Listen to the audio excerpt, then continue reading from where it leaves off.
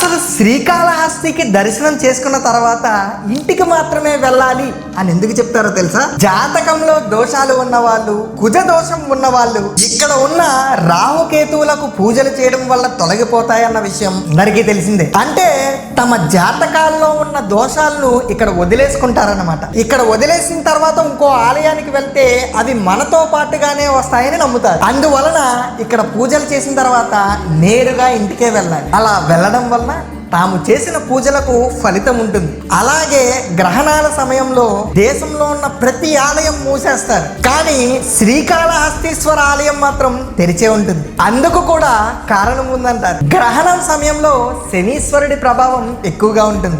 అయితే ఈ ప్రభావం మహాశివుడిపై చూపించదని, సాక్షాత్తు ఆ మహాశివుడికి ఎలాంటి గ్రహణాలు శని ప్రభావాలు ఉండవని, అందువలన సూర్యగ్రహణం, చంద్రగ్రహణం సమయంలో ఇక్కడి ఆలయం తెరిచే ఉంచుతారు. అంతేకాకుండా ఆ సమయంలో ఇక్కడ ఉన్న రాహుకేతులకు ప్రత్యేక పూజలు నిర్వహిస్తారు. హర హర మహాదేవ, శంభో శంకర, జై శ్రీరామ్.